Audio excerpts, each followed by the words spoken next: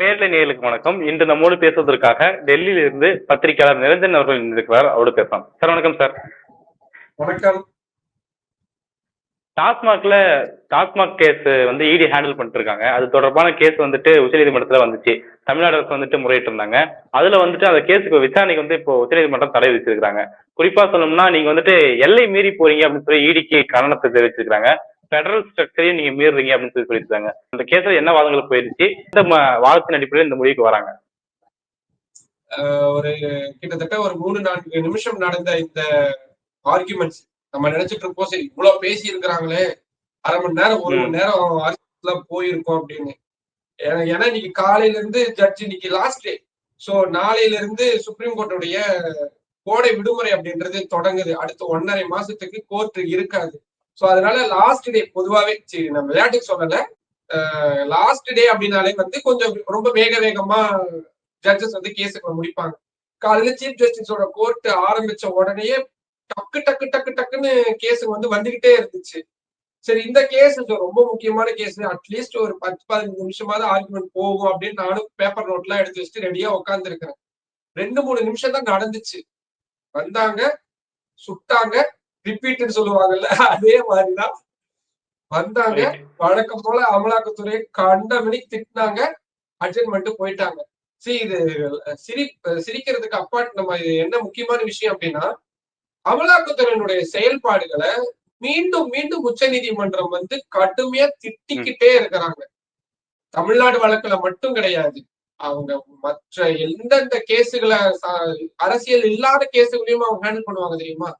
அந்த கேஸுகள்லையும் உச்ச நீதிமன்றம் மட்டும் இல்ல, பல நீதிமன்றங்களால அமலாக்கத்துறையினர் கடுமையா சாடப்பட்டுக்கிட்டே இருக்கிறாங்க. அவங்களுடைய செயல்பாடுகளும் அப்படிதான் இருக்குன்னு வச்சுக்கலாமே. இந்த கேஸை பொறுத்த வரைக்கும் எடுத்த ஒண்ணு தமிழ்நாடு கவர்மெண்ட் தரப்பு வழக்கறிஞர் கபில் சிபல், அவர் தான் சீனியர் அட்வொகேட் ஹையர் பண்ணியிருந்தாங்க. முகுல் ரோஹ்தகியும் இருந்தாரு. கபில் சிபல் வைக்கும் பொழுது டாஸ்மாக்ல இந்த மாதிரியான எல்லா இடங்களையும் இந்த மாதிரி நடக்குங்க, அவர் அப்படிதான் சொல்ல வந்தார். டாஸ்மாக்ல இந்த மாதிரியான ஏதாவது விஷயங்கள் நடக்குது அப்படின்னா நாங்களே அதை விசாரிச்சிருக்கிறோம். கடந்த 2014 இருந்து நாங்க 42 கேஸுக்கு மேல ஃபைல் பண்ணிருக்கிறோம். அப்கோர்ஸ் அது விசாரணைகள்லாம் ஒரு பக்கம் நடந்துட்டு இருக்கு அப்படின்றாங்க. திடீர்னு அவ்வளவு நாள் இல்லாம 2025 தான் அமலாக்கத்துறையினர் அவங்களுடைய தலையை கொண்டு வந்து இதை விடுறாங்க. விட்டுட்டு என்ன சொல்றாங்க, இதுல வந்து 1000 கோடி ரூபாய் அப்படின்ற மாதிரியான விஷயங்களை சொல்ல வராங்க அப்படின்னு. உடனே அதோட அப்படியே நிறுத்திட்டாரு உச்ச நீதிமன்ற தலைமை நீதிபதி. இந்த பக்கம் லெப்ட் சைட் திரும்பினா இடி நிக்கிறாங்க, அந்த பக்கம் அப்படியே பாடியை டேர்ன் பண்ணாரு. நினைச்சோம் இன்னைக்கு அடமழை வந்து இன்னைக்கு பெய்ய போது போல இருக்கு அப்படின்னு.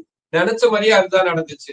என்ன சொல்றாரு, நீங்க எதுக்காக டாஸ்மாக் நிறுவனத்தை நீங்க வந்து விசாரணைக்கு எடுக்கிறீங்க? ஒரு உங்க ஃபேமிலி, இப்ப நீங்க ஏதாவது ஒரு தப்பு பண்ணிட்டீங்கன்னு வச்சுக்கோங்களேன், ஒரு உதாரணத்துக்கு சொல்றேன், உங்க ஃபேமிலி, உங்க குடும்பத்துல இருக்கக்கூடிய எல்லாரையும் வந்து கேட்கலாம், விசாரிக்காக கேட்கலாம். அவங்க எல்லாரையும் வந்து கேஸ் ஃபைல் பண்ணி அவங்க எல்லாரையும் உள்ள ட்ராக் பண்ணுவாங்க, எடுக்க மாட்டாங்க. சோ ஒரு நிறுவனமா வந்து அவங்க ஏதாவது பண்ணியிருந்தாங்கன்னா அந்த நிறுவனத்துல யார் அந்த தப்பு பண்ணிருப்பாங்க? ஒட்டுமொத்த ஸ்ட்ரக்சரும் அதை பண்ணிருக்க மாட்டாங்க. கரெக்டா? கண்டிப்பா செக்ரட்டரி தான் வந்து பதில் மனுதாரரா இருப்பாரு, எதிர் மனுதாரரா இருப்பாரு, கேஸ் ஃபைல் பண்றவங்களா இருப்பாங்க. கரெக்ட்? ஆனா நீங்க ஒரு டிபார்ட்மெண்ட்டே நீங்க கொண்டு வந்து அப்படின்னா அதுல இருக்கக்கூடிய எல்லாரும் குற்றம் பண்ணிருக்காங்கன்ற மீனிங் வரும். கரெக்டா? சோ அதேதான் வந்து நான் சொன்னது தமிழ்ல வந்து நான் இவ்வளவு தூரம் விளக்கி கேட்டிருக்கிறேன். அதைத்தான் ரொம்ப சுருக்கமா கேட்டாரு. நீங்க வந்து எதுக்கு டாஸ்மாக் கார்பரேஷனை நீங்க எதுக்கு வந்து விசாரணைக்கு கொண்டு வந்திருக்கீங்க? இண்டிவிஜுவல்ஸை நீங்க விசாரிக்கலாம், பிரச்சனை இல்லை. ஆனா ஒரு நிறுவனத்தை நீங்க எப்படி வந்து நீங்க இப்படி கேஸ் ஃபைல் பண்ணி நீங்க எப்படி விசாரணை நடத்த முடியும் அப்படின்னு சொல்லி கேட்கிறாரு. உடனே இதுதான் கரெக்டான டைம் வந்து தமிழ்நாடு கவர்மெண்ட் தரப்பு வழக்கறிஞர் உள்ள வர வந்து எங்களுடைய ஹெட் குவார்டர்ஸ்ல இவங்க ரைடு பண்ணியிருக்கிறாங்க. எங்களுடைய அதிகாரிகளுடைய போனு, லேப்டாப், மற்ற டாக்குமெண்ட்ஸ் எல்லாத்தையும் இவங்க எடுத்துட்டு போயிருக்கிறாங்க. அதோடு மட்டும் இல்லாம போன்ல இருக்கக்கூடிய டேட்டாஸ் எல்லாத்தையும் அப்படியே குளோனிங் பண்ணியிருக்காங்க. அதாவது அது போன அப்படியே அதுல இருக்கக்கூடிய எல்லா விஷயங்களையும் வேற ஒரு இடத்துல அப்படியே ஒரு ஜெராக்ஸ் மாதிரி எடுத்து வச்சிருக்காங்க. இதெல்லாம் பண்ணி வச்சிருக்காங்க அப்படின்னு. அப்பதான் தலைமை நீதிபதி ஒரு முறை இல்ல 3 முறை, ஒரு கொஞ்ச நேரம் கழிச்சு கொஞ்ச நேரம் விட்டு 3 முறை சொல்றாரு, அமலாக்கத்துறை உங்களுடைய வரம்புகள் அத்தனையும் மீறிக்கீங்க, you have crossed your all the limits அப்படின்ற வார்த்தையை பயன்படுத்துறாரு. பொதுவா இப்படி பயன்படுத்த மாட்டாங்க. ஒரு வழக்குடைய ஆரம்ப கட்டத்திலேயே வந்து ஒரு இனிஷியல், ஏன்னா இதான் ஃபர்ஸ்ட் ஹியரிங், இந்த செகண்ட் மனு தாக்கல் பண்ணி தான் ஃபர்ஸ்ட் ஹியரிங், அப்படி பண்ண மாட்டாங்க. ஏன்னா இது ஒரு புலன் விசாரணையே நடந்துகிட்டு இருக்கு. புலன் விசாரணை செய்யக்கூடிய ஒரு அமைப்பு மீது இப்படியான ஒரு வார்த்தைய உச்சபட்ச அதிகாரம் கொண்ட உச்ச நீதிமன்றம் பயன்படுத்திட்டாங்கன்னா கீழே நடக்குள்ள விசாரணை. ஃபார் எக்ஸாம்பிள் இது ஒரு ஹைகோர்ட்ல வேற ஒரு விஷயங்களுக்காக இப்ப அமலாக்கத்துறையோ தமிழ்நாடு கவர்மெண்ட்டோ போறாங்கன்னு வச்சுக்கோங்களேன். இந்த டேட்டை மென்ஷன் பண்ணி இந்த டேட்ல சுப்ரீம் கோர்ட்டே பாருங்க அமலாக்கத்துறையுடைய செயல்பாடுகளை சந்தேக கண்ணோட்டத்தோட பார்த்திருக்கிறாங்க. அப்படிதான் இவங்க நடந்துட்டு இருக்காங்க அப்படின்னு சொல்லும் பொழுது அந்த புலனாய்வே அது பாதிக்கும். புரியுதுங்களா உங்களுக்கு? அதனால பண்ண மாட்டாங்க. ஆனா இந்த விஷயத்துல இவங்க சொல்லிட்டாங்க, சுப்ரீம் கோர்ட்டே சொல்லிட்டாங்க, நீங்க வந்து உங்களோட லிமிட்ஸ் எல்லாத்தையும் கிராஸ் பண்ணிட்டீங்க. நீங்க பெடரல் ஸ்ட்ரக்சருக்கே எகென்ஸ்டா இருக்கிறீங்க. பெடரல் ஸ்ட்ரக்சர் தான் என்னது? எதிர்கட்சிகள் ஆளுங்கட்சி விமர்சனம் வைக்கிறது நடக்கிறது, டெமோக்ராட்டிக்கா நடக்கிறது, இது எல்லாமே தான். இப்ப நீங்க எதிர்கட்சிகளை இப்படி செஞ்சு முடக்கதன் மூலியமா இது அவங்க பயன்படுத்தல அந்த வார்த்தை. ஆனா அதான் நம்ம புரிஞ்சுக்க வேண்டியதா இருக்கு. எதிர்கட்சிகளை முடக்கதன் மூலியமா என்ன பண்ண முடியும்? ஒரு பெடரல் ஸ்ட்ரக்சரையே வந்து கொலாப்ஸ் பண்ண முடியும். அதுதான் நடக்குது அப்படின்ற மாதிரியான விஷயங்கள் எல்லாம் அடுத்தடுத்து 2-2.5 நிமிஷத்துக்குள்ள இத்தனையும் நடந்து முடிஞ்சிருச்சு. இப்போ தடை விதிச்சிருக்காங்க சார். அது வந்துட்டு முக்கியமா கேட்டது என்னன்னா 1000 கோடி ஊழல்னு சொல்றீங்க, அதுக்கு முகாந்திரமே இல்லையே, எஃப்ஐஆர் நீங்க பதிவு பண்ணலையே அப்படின்னு சொல்லி கேட்டிருக்காங்க. இப்போ பிரெடிகேட்டட் அஃபென்ஸ் அப்படின்னு சொல்லுவாங்க. அதாவது ஒரு பெரிய தவறுன்றது நீங்க ஒரு கொண்டு வரீங்க, அதுக்கு நடந்துக்கிறதுக்கான ஒரு அடிப்படை விஷயம் இருக்கும்ல, ஏதாவது some action has been happened இல்ல, அது என்னன்னு கேக்குறாங்க. ஓ நான் வந்து உங்க மேலன்னா நான் உதாரணத்துக்காக சொல்றேன். இப்ப நான் உங்க மேல ஒரு புகார் தெரிவிக்கிறேன். புகாருக்கான முகாந்திரமே இல்லாம காவல்துறை வந்து உங்களை கைது செஞ்சிட முடியுமா? சரி, டவுரி மாதிரியான சில விஷயங்கள்லாம் அது இருக்கும்னு வச்சுக்கோங்களேன். அதுலயுமே கூட அடிப்படையான விஷயங்கள் கேட்பாங்க. உங்களை அடிச்சு துன்புறுத்தினப்போ, டவுரி கேட்டு துன்புறுத்தினப்போ உங்க மாமியார் உங்க வீட்டுல இருந்தாங்களா? எத்தனை மணிக்கு நடந்துச்சு? எந்த தேதியில நடந்துச்சு? என்ன பண்ணாங்கன்ற அடிப்படையான விஷயங்கள் கேட்பாங்க. இல்ல நான் எங்க 3 மாசமா எங்க மாமியார் வீட்டுல இருந்தேன், ஆனா நேத்து வந்து எங்க மாமனார் அடிச்சுட்டாரு, அதெல்லாம் சொல்ல முடியாது. நான் சொல்றது ஒரு உதாரணத்துக்காக சொல்றேன். சோ ஒரு அடிப்படையான ஆதாரம் அப்படின்றது இருக்கும். சும்மா போற வரவங்க சொல்றாங்கன்ற அடிப்படையிலேயே வந்து அப்படி நடக்க முடியாது. அதுவும் ரைடு நடத்துறாங்க, எவிடன்ஸ் பிரைவசின்றது அதனாலதான் இருக்கு. நம்மளுடைய அடிப்படை உரிமையா வந்து அதனாலதான் வந்து அதை டிசைட் பண்ணியிருக்காங்க. குட்டசாமி யூனியன் ஆஃப் இந்தியா கேஸ்ல பிரைவசி அப்படின்றது அடிப்படை உரிமையா வந்து வகைப்படுத்தப்பட்டிருக்கு. யுனைடெட் நேஷன்லயும் அது வந்து அடிப்படை உரிமையா வந்து ஹியூமன் ரைட்ஸா வந்து வகைப்படுத்தப்பட்டிருக்கு. அப்படி இருக்கும் பொழுது ஒருத்தவங்களுடைய போனை நீங்க எடுத்துட்டு போறீங்க அப்படின்னா அவங்களுடைய அடிப்படை உரிமையை நீங்க பறிக்கிறீங்க அப்படின்னு அர்த்தம். அதுக்கான காரணம் இருக்கணும்ல. ரெஸ்ட்ரிக்டடான ரைட்ஸ் தான் இதெல்லாம், கட்டுப்பாடு உள்ள ஒரு உரிமைகள் தான். ஆனா அதுக்கான காரணம் சொல்லணும்ல. அந்த காரணத்தை தான் உச்ச நீதிமன்றம் கேட்கிறாங்க. இவங்க வழக்கம் போலயே ஆரம்பிக்கிறப்போ 1000 கோடி ரூபாய், ஏன்னா அப்படி ஆரம்பிச்சாதான் கேஸ் ஓரளவுக்கு போகும் அப்படின்றது அமலாக்கத்துறையினருடைய, ஏன்னா அவங்க 25-30 வருஷமா எக்ஸ்பீரியன்ஸ் இருக்கக்கூடிய அவங்களுக்கு தெரியாத, நானே 10 வருஷமா பாத்துட்டு இருக்கேன்றதுனால இப்படியான கேஸ் வருதுன்னா எதை சொன்னா சுப்ரீம் கோர்ட் ஒரு 2 நிமிஷம் கேட்பாங்க, ஒரு 2 செகண்ட் கேட்பாங்க அப்படின்ற அந்த ட்ரிக் தெரியும். சோ இப்ப இந்த கேஸ பொறுத்த வரைக்கும் 1000 கோடி ரூபாய் அப்படின்றது வந்து வாயை பிளக்க வைக்கக்கூடிய விஷயம். சோ அதை கரெக்டா 1000 கோடின்னு ஆரம்பிக்கிறாரு. தெரிஞ்சிச்சு. ஏன்னா சீஃப் ஜஸ்டிஸுக்கு அவரு கிட்டத்தட்ட 40 வருஷம் 45 வருஷம் இதெல்லாமே பார்த்த நபரா இருப்பாங்க. 30-35 வருஷம் பார்த்த நபரா இருப்பாங்க. அவரு கரெக்டா இதெல்லாம் இப்ப பேசாதீங்க, நம்ம வந்து நாங்க ஒத்தி வைக்கிறோம், அதுக்கப்புறம் பேசிக்கலாம் அப்படின்னு சொல்லிட்டுதான் அந்த பிரெடிகேட்டட் அஃபென்ஸுக்கு வந்து எங்க எவிடன்ஸ் எல்லாம் இருக்கு அப்படின்னு சொல்லிட்டுதான் 3வது முறையா திருப்பி சொல்றாரு, நீங்க உங்களுடைய லிமிட்ஸ் எல்லாத்தையுமே கிராஸ் பண்ணிருக்கீங்க அப்படின்னு காய்ச்சி மூச்சுன்னு மாதிரி கோபமா சொல்லிட்டு வழக்க ஒத்தி வச்சிருக்காங்க. எப்ப ஒத்தி வச்சிருக்காங்கன்றதான் விஷயம். இப்போ கோடை விடுமுறை நடக்காது. 1.5 மாதங்களுக்கு பிறகு ஜூலை மாசத்துக்கு அப்புறம், முதல் வாரத்துக்கு அப்புறம் தான். அதுவும் எப்போ வரும்னு தெரியாது.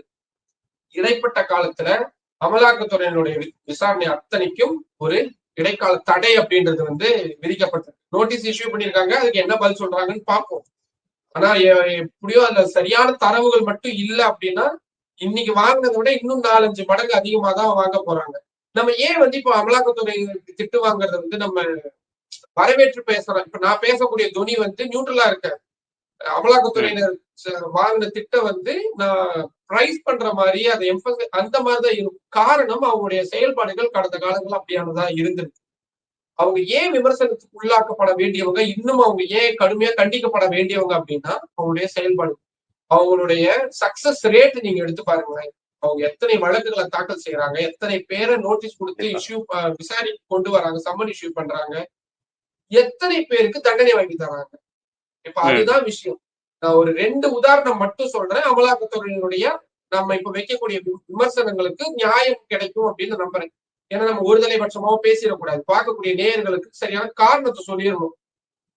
என்னது இது, ஒரு ஊழலுக்கு எதிராக இருக்கக்கூடிய ஒரு அமைப்பை வந்து இப்படி உட்காந்து எல்லாரும் கிண்டல் பேசி இப்படி திட்டினதை வந்து கொண்டாடி பேசிக்கிட்டு இருக்கீங்களே அப்படின்னு நம்ம இது எதுக்குன்னா அவங்களை சரி பண்ணணும் அப்படின்றதுக்காக தான். இப்படி நம்ம மீண்டும் மீண்டும் விமர்சனங்களை வைக்கும் பொழுது அவங்க சரியாவாங்க. இந்த 2 உதாரணம். ஒண்ணு, பாரத் ஜோடோ யாத்திரை நடந்துகிட்டு இருக்கிறப்போ கரெக்டா கர்நாடகாவுக்குள்ள என்டர் ஆகுது பாரத் ஜோடோ யாத்திரை.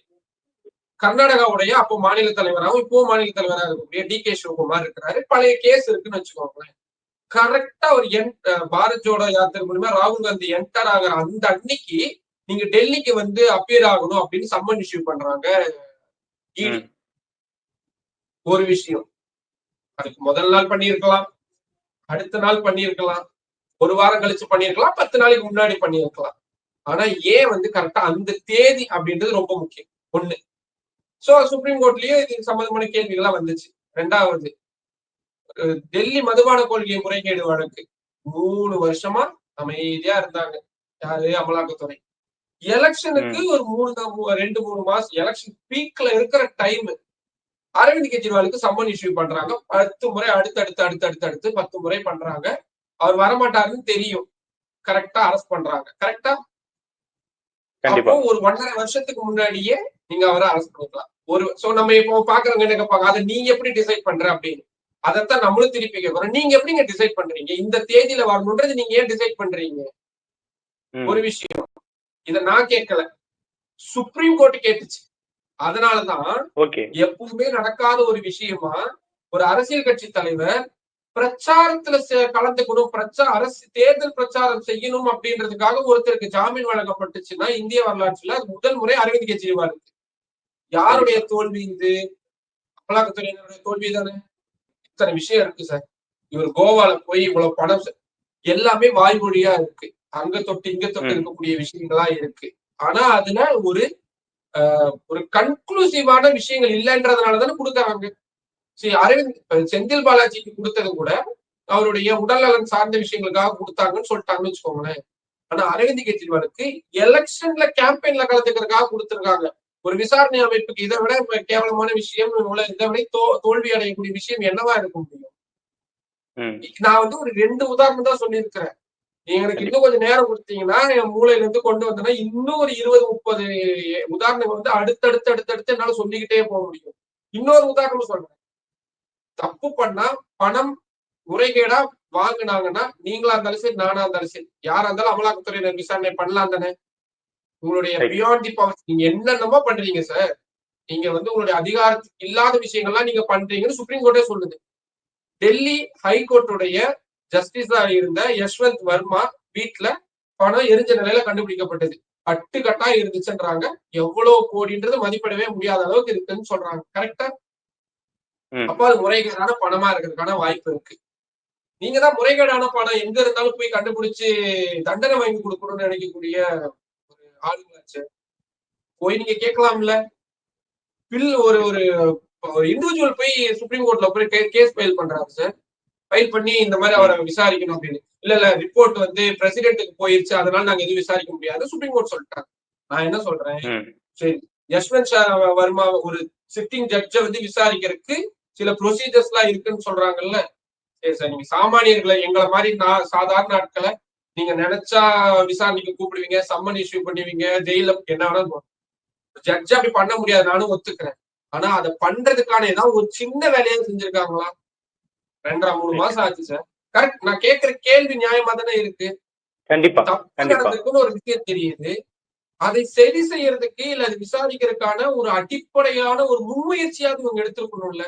இது பாக்குறப்ப என்ன தெரியும்னா உடனே டெக்னிக்கலா போவாங்க. இல்ல பிஎம்எல்ஏ இந்த இதுக்கெல்லாம் ஷரத்து இல்லைங்க சார். நான் சட்டத்துக்குள்ள போவே இல்லை சார். நான் ஒரு பத்திரிகையாளன்றதை மறந்துருங்க. நான் 10 வருஷம் கோர்ட் ஃபாலோ பண்றேன்றதை மறந்துருங்க. நீங்க ஒரு நெறியாளன்றதை மறந்துருங்க. ஒரு சாதாரண ஒரு சாமானியனா இருந்து ஒரு பஸ் ஸ்டாண்ட்ல ஒரு பஸ்ஸுக்காக காத்துட்டு இருக்கக்கூடிய ஒரு நபராவோ, இல்ல ஒரு டீ கடையில ஒரு என்ன 10 ரூபா இருந்த டீ 15 ரூபா ஆயிடுச்சுன்னு ஒரு வேதனைப்படக்கூடிய ஒரு நபராவோ, ஒரு பூ விற்கக்கூடிய அக்காவோ, அவங்களுடைய மனநிலை இருந்து யோசிங்களேன். இதெல்லாம் ஏன் பண்ண மாட்டேன்றாங்க?